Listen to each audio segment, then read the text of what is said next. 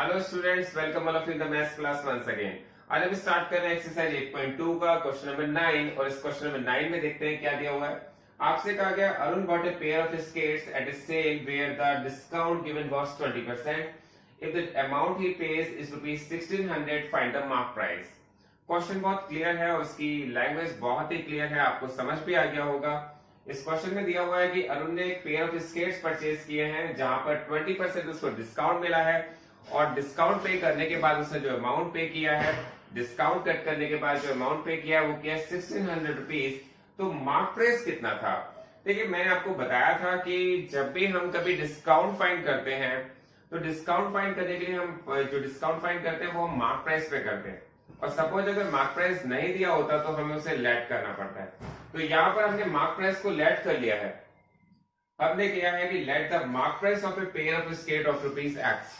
हमने यहाँ पर मार्क प्राइस को लिया है X, लेकिन यहाँ पर डिस्काउंट कितना दिया गया है? डिस्काउंट दिया गया है 20% का।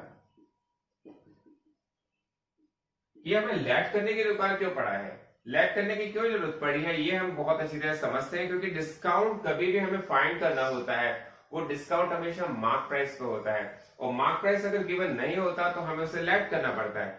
तो इसलिए हमने इसको लेट किया X और डिस्काउंट दिया है 20%। तो डिस्काउंट अमाउंट कितना होना चाहिए? डिस्काउंट अमाउंट होना चाहिए 20% ऑफ X। 20% ऑफ X से हम कैसे फाइंड करेंगे? 20% ऑफ X फाइंड करने के लिए हम परसेंटेज का जो साइन है वो हटाएंगे, रिमूव करेंगे, तो अपॉन में 100 लग जाएगा, ऑफ के प्लेस पर मल्टीप्लाई आ जाएगा और X के प्लेस पर X आ जाएगा। मैं यहाँ पर 0 से 0 को कट कर सकता हूँ, 2 से मैं इस दोनों को नंबर को कट कर सकता हूँ, तो 2 1 2 एंड 2 5 10। हमारे पास ये आ जाएगा X 1 X एंड 5। तो X अपॉन 5 का डिस्काउंट है। तो यहां पर X अपॉन 5 जो आया है आपके पास, ये है डिस्काउंट। अब देखते हैं according to the sum question में क्या कहा गया है। क्वेश्चन में कहा गया है कि जो मार्क प्राइस था वो X था। क्वेश्चन में जो हमने लेट किया है वो हमने लेट किया है, जो मार्क प्राइस है वो X है। और अगर हम इसमें से डिस्काउंट को माइनस कर देते हैं तो अरुण ने जो पे किया अमाउंट वो कितना किया है? 1600 रुपीज। अब बहुत ही क्लियर समझिए, ये मार्क प्राइस है, ये डिस्काउंट है और ये इसने पे किया है। हम जो अमाउंट पे करते हैं वो कैसे आता है? वो पे करने वाला जो अमाउंट होता है वो मार्क प्राइस होता है, जो उस पर प्रिंट होता है। उसमें जो डिस्काउंट हमें जो शॉपकीपर ऑफर करता है वो माइनस कर देते हैं, तभी हमारे पास जो अमाउंट आता है वो पेड वाला आता है। तो हम इसे माइनस करने के लिए क्या करेंगे? आप देखिए, X अपॉन 1 और X अपॉन 5 को माइनस कैसे करते हैं? आप 1 और 5 का एलसीएम लेंगे तो आएगा 5। हम यहाँ देखेंगे 1 5 जब 5 देन 5x। तो आपको एलसीएम लेना अब आ गया होगा बहुत अच्छी तरह से, क्योंकि यहाँ पर बहुत सारे क्वेश्चन इस तरह के आ गए हैं जिसमें आपको एलसीएम लेना पड़ा है। फिर देखते हैं बहुत ध्यान से, 1 और 5 का एलसीएम आता है 5। 1 5 जब 5 देन आपको 5 का मल्टीप्लाई x से करना पड़ेगा, तो आ जाएगा 5x। और 5 को 5 से डिवाइड करेंगे तो 5 1 जब 5 देन x 1 जब x is equal to 1600 rupees. 5x में से 4x माइनस हो, 5x में से x माइनस होगा तो आएगा 4x और 4x upon 5 is equal to 1600। और अब आप बहुत ही ध्यान से देखेंगे तो यहाँ पर हमें x की वैल्यू जो हमने लेट की थी वो कैसे फाइंड होगी, बहुत ही ध्यान से आप देखेंगे। तो यहाँ पर 4x upon 5 is equal to 1600 है। यहाँ पर जो वैल्यू डिवाइड में दी गई है, अगर हम साइड चेंज करके ले जाते हैं तो वो मल्टीप्लाई में चली जाती है, और जो वैल्यू मल्टीप्लाई में दी गई है वो हम साइड चेंज करके ले जाते हैं तो डिवाइड में चली जाती है। इट मींस हम ये कह सकते हैं कि x इज इक्वल टू 1600। 5 जो है वो मल्टीप्लाई में चला जाएगा, 4 डिवाइड में आ जाएगा, और अगर हम इसको इससे कट करेंगे तो 4 4 जा 16, 0 0, 4 5 जा 20। तो ये अमाउंट आ जाएगा 2000 रुपीज। तो बहुत ही क्लियर आपको समझ में आ जाना चाहिए कि जो अमाउंट था, जो मार्क प्राइस था वो था 2000 रुपीज। आफ्टर डिस्काउंट ऑफ 20% उसको पे करना पड़ा और उनको 1600। तो आंसर हमारा आ गया है 2000 रुपीज। अब देखते हैं इस एक्सरसाइज का लास्ट क्वेश्चन। एक्सरसाइज 8.2 का लास्ट क्वेश्चन है क्वेश्चन नंबर 10। इस क्वेश्चन में क्या दिया हुआ है? क्वेश्चन में दिया हुआ है I purchase a hair dryer for ₹5400 including 8% of VAT, find the price before VAT was added. Question बहुत क्लियर है। क्वेश्चन में कहा गया है कि आय का मतलब मैंने एक हेयर ड्रायर परचेज किया है, वो अमाउंट है 5400 का, जिसमें वैट भी इंक्लूड है 8% का।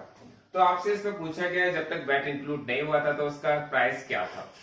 तो आप इस क्वेश्चन को बहुत अच्छी तरह समझिए, क्योंकि मैंने आपको बहुत ही क्लियर किया था ये बात कि जब भी हम वैट इंक्लूड करते हैं, वैट चार्ज करते हैं या सेल टैक्स लगाते हैं या जीएसटी चार्ज करते हैं, तो वो करते हैं सेलिंग प्राइस पर। तो यहाँ पर सेलिंग प्राइस हमारे पास नहीं दिया हुआ। ये जो अमाउंट दिया है 5400, ये इंक्लूडिंग वैट है, मतलब इसमें वैट इंक्लूड हो चुका है। तो यहाँ पर सेलिंग प्राइस नहीं है, तो इसलिए आपको सेलिंग प्राइस को लेट करना पड़ेगा। Let the selling price of a hair dryer be ₹X। तो आपने यहाँ पर selling price of hair dryer लिया है ₹X का। यहाँ पर जो वैट चार्ज हुआ है, देखिए मैंने आपको बताया वैट हो, जीएसटी हो, सेल टैक्स हो, सभी का एक ही मेथड है फाइंड करने का, एक ही कॉन्सेप्ट है। वैट हमारे पास दिया हुआ है 8%। तो यहां पर वैट अमाउंट कितना होना चाहिए? वैट अमाउंट होना चाहिए 8% ऑफ एक्स। और 8% ऑफ एक्स आप कैसे फाइंड करते हैं? 8% ऑफ एक्स को फाइंड करने का मेथड है कि 8% का साइन हटाएंगे तो 100 लग जाता है। तो यहाँ पे 8/100 इंटू एक्स कर देंगे, और यहाँ पे जो आप इसको कट करेंगे, क्योंकि ये 2 से कट हो जाता है, तो 2 से कट होगा 2 4 जा 8 एंड 2 5 जा 10, ये आ जाएगा 4/50। फिर आप 2 से कट करेंगे, 2 2 जा 4 एंड फिर ये 2 से कट करेंगे तो आ जाएगा 25। तो हमारे पास आ जाएगा 2/25 और x। तो आप इसे लिख सकते हैं 2x/25। इसका मतलब ये जो 2x/25 आया है, ये क्या है? ये वैट अमाउंट है। और वैट अमाउंट किस पे चार्ज होता है? सेलिंग प्राइस पर। तो सेलिंग प्राइस क्या था इसका? अकॉर्डिंग टू द सम, जो हमने सेलिंग प्राइस लेट किया था वो किया था ₹X, और ये 2x/25 क्या है? ये वैट अमाउंट है। देखिए ये तो है सेलिंग प्राइस, ये है वैट अमाउंट। तो आपने टोटल अमाउंट जो पे किया है वो कितना किया है? ₹5400। ये क्वेश्चन में दिया गया है। ये 5400 क्या है? ये 5400 अमाउंट जो है ये इंक्लूडिंग 8% ऑफ वैट है। अब ये x क्या है? ये सेलिंग प्राइस है। 2x/25 क्या है? ये वैट है। ये 5400 क्या है? ये इंक्लूडिंग 8% ऑफ वैट है। तो अब आप इनको क्या करेंगे, जब हमारे पास इसके डिनोमिनेटर में कोई वैल्यू नहीं होती है तो हम इसमें डिनोमिनेटर में 1 रख लेते हैं, और फिर हम इसका एलसीएम लेते हैं। 25 और 1 का एलसीएम आएगा 25, और जब आप इसको डिवाइड करेंगे 25 को 1 से, तो ये 25 बार चला जाएगा। 25 का x से मल्टीप्लाई करेंगे तो आ जाएगा 25x, और 25 बन जाए 25, देन 2x बन जाए 2x, ये आ जाएगा आपका ₹5400। अब 25x एंड 2x हो जाता है 27x। 27x/25 is equal to 5400। अब वही आपको इक्वेशन को सॉल्व करना आ गया होगा। इक्वेशन सॉल्व करना आपने सेकंड चैप्टर में बहुत अच्छी तरह सीखा भी था कि, और उसमें बताया गया था कि जब जो वैल्यू डिनोमिनेटर में होती है, जब साइड चेंज करके ले जाते हैं तो वो न्यूमरेटर में चली जाती है, और न्यूमरेटर की वैल्यू डिनोमिनेटर में चली जाती है। तो यहाँ पर x की वैल्यू को अगर आपको फाइंड करना है तो आपको क्या करना पड़ेगा? 5400 इंटू 25/27। जब भी हमें कैलकुलेशन में प्रॉब्लम आती है तो हम ज्यादा से ज्यादा इसकी प्रैक्टिस करेंगे तो कैलकुलेशन की प्रॉब्लम बहुत इजीली सॉल्व हो जाती है। जितनी ज्यादा हम क्वेश्चन करेंगे, जितने ज्यादा क्वेश्चन अटेम्प्ट करेंगे, हमारे क्वेश्चन बहुत इजीली होते चले जाएंगे। तो आप देखेंगे यहाँ पर हम इसे कैसे कट करते हैं। ये 5400 है, 27 है, हम 3 से कट कर सकते हैं। 3 9 जा 27, और मैंने इस वैल्यू को 3 से कट कर दिया। जब भी हम कभी किसी वैल्यू को कट करते हैं तो हमें ज्यादा बड़े टेबल लेने की जरूरत नहीं होती है, हमें सबसे पहले छोटे से छोटे टेबल से उसको कट करना चाहिए। जैसे मैंने यहाँ 3 से कट किया है, 3 9 जा 27, और 3 से कट किया 3 1 जा 3, 3 8 जा 24, 0 0। फिर मैं इसे 9 से डायरेक्ट कट कर सकता हूँ। 9 1 जा 9, 9 2 जा 18, 0 0। हमारे पास आ गया है 2200 का मल्टीप्लाई। अगर हम 25 में करेंगे तो आंसर आ जाएगा, और 25 2 जा आ गया 50, और 25 ये आ गया 0 0। तो ये इसका आंसर होगा। बहुत ही क्लियर, आपको ये समझ में आ जाना चाहिए।